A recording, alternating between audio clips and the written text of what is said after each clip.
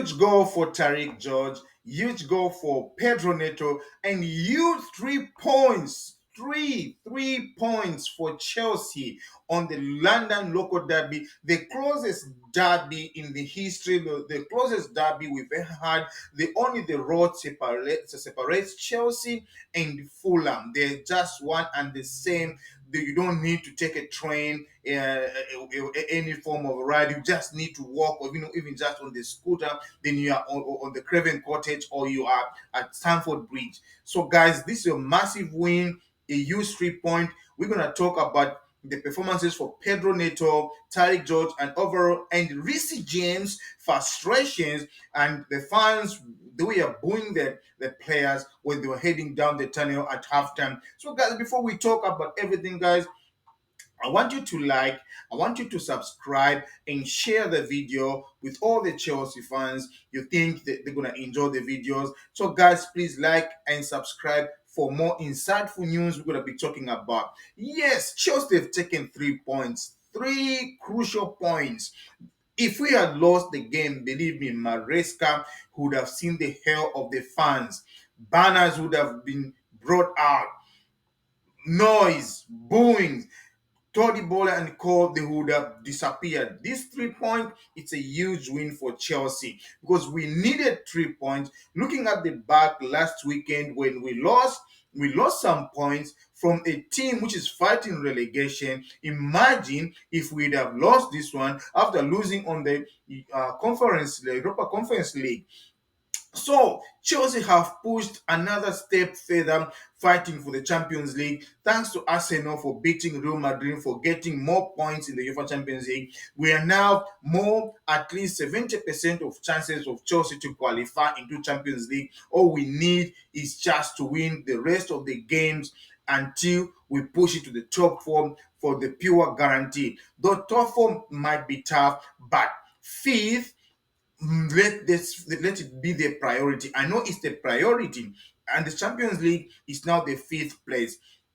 The performance of overall squad Enzo Maresca started the first half was very shambolic. You could tell that Chelsea were holding more position, but their positioning was very weak. It couldn't threaten any defenders or any defense for Fulham. So looking at the Fulham when they had opportunity when going forward, Alex Iwobi, the way he was threatening on the left side, you could tell that no, Fulham were really pushing for something. They knew that Chelsea were very frustrated. Chelsea were looking disaster. They had more pressure of going forward to win the game, so they took advantage of making overruns, overlapping against the Chelsea midfield. We are held up in the front when they lose the ball.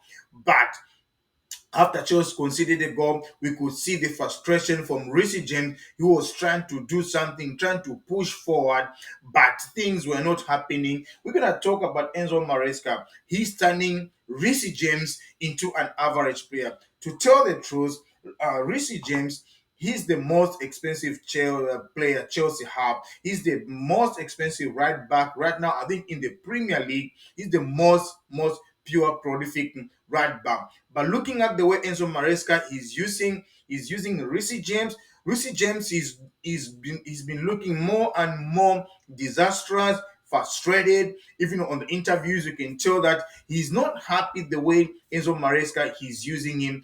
Reece James wants to take up his role. And if you want to see the best of Reece James, yes, we know it's the right back, the wing back. He can put up the crosses, assists, shot and goal. I don't know why Maresca he's doing this. Even though Chelsea have won the game versus Fulham, but let me tell you one thing: Reece James is not happy, and the fans are not happy with the display of Enzo Maresca. Second half, he changed few changes, making few substitutes. Jadon Sancho came in. We saw some pressure on the left wing when Pedro Neto took off right wing. They took off Noni Madueke. So to see that pressure coming on, and Pedro Neto was trying to push so hard, trying to get in the box, trying to put on some crosses, go at him. I knew that something was very near to come, and Chelsea they broke the deadlock when Tariq George came on. I said, "Whoa." This boy, he's taken the step forward again. He has replaced Nicholas Jackson, who have gone like 13 games without a goal. I feel sorry for him. His display was very nice. His movement was very nice throughout the game. Nicholas Jackson, for me, has got no problem. The problem we have is from the midfield and the wingers who are trying to put up the crosses. When we have a striker who's not capable of being a good player on the area, he's good when running with the ball on his feet. So Nicholas Jackson, you tried your best. The boy came on in, Tariq George. I was like, yes, the boy is hungry. He wants to play. But looking at the position they put him, I knew that he was just going there to fill up the gap because no striker was going to come on because Nkuku is no longer a choice player. The guy has already given up, the body language, everything.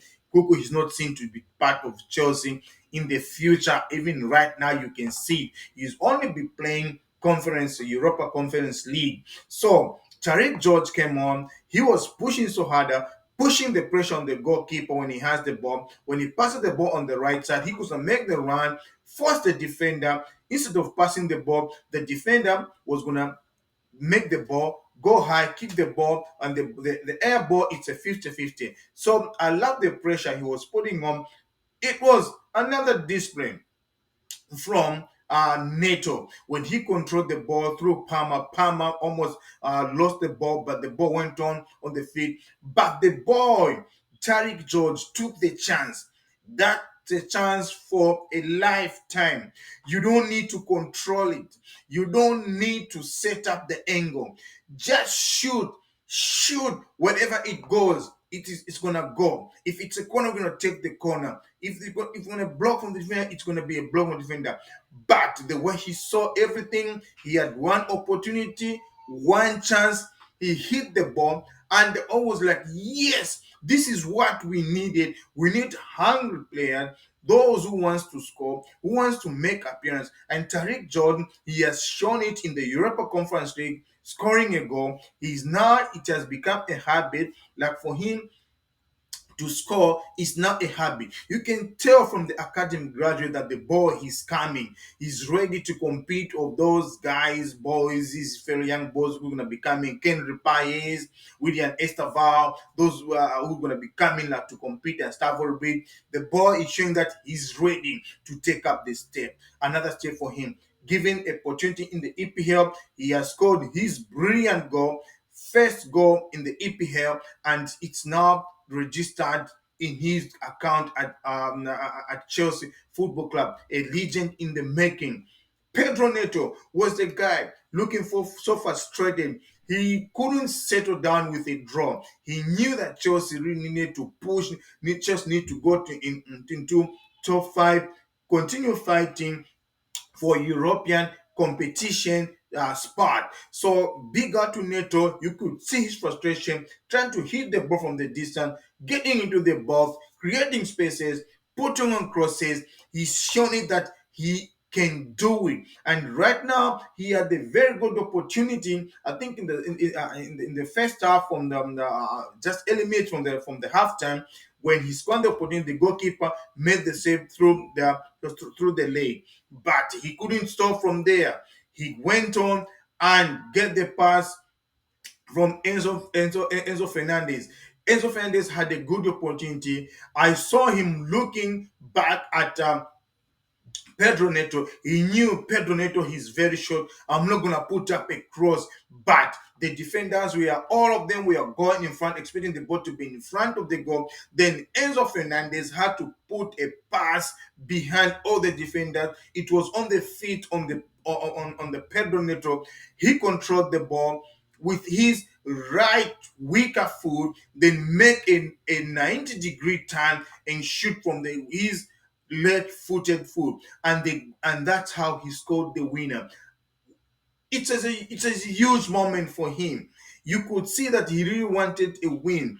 Cole Palmer tried his best, looking frustrated. Yes, I understand he hasn't scored in recent games, but his contribution on the goal, the influence, you can tell that he's really trying to help the team get back to winning ways. I love it when Chelsea win the game. It's a huge 3 point for us.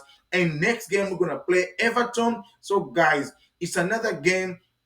It's gonna be a do or die. All the rest of the game, Chelsea they need to win all the game for them to qualify into a European spot. Malo Gusto was out injured, so it's gonna be a problem for Chelsea getting some injuries when you have crucial games coming on. So I believe Reece James will take up the right back position since Malo Gusto is off injured. He should stop the habit of using three defenders and Trevor Chalobah being the right back. It doesn't make sense. Let Reece James take up his role like the way Nkuku is taking up things, he's cooking up things on the left side. So I believe Chelsea now they have the opportunity to use Reece James since Malo Gusto is out. Maresca needs to come up with a plan. If Chelsea fails to do this, Chelsea should do that. The plan B needs to be working. So Chelsea are really working on other transfers. They are really looking forward to sign up Lini Delap from Ipswich. It is most likely the deal which is going to happen because there have been rumors about it that Chelsea might get Delap because he's the cheap alternative. I'm just talking because scouts they've been like talking, media here they are talking because he's the cheap alternative. He can fit well on the structure bill for Chelsea than Victor Osimhen, who's demanding for a lot of money. So I want you guys, if you have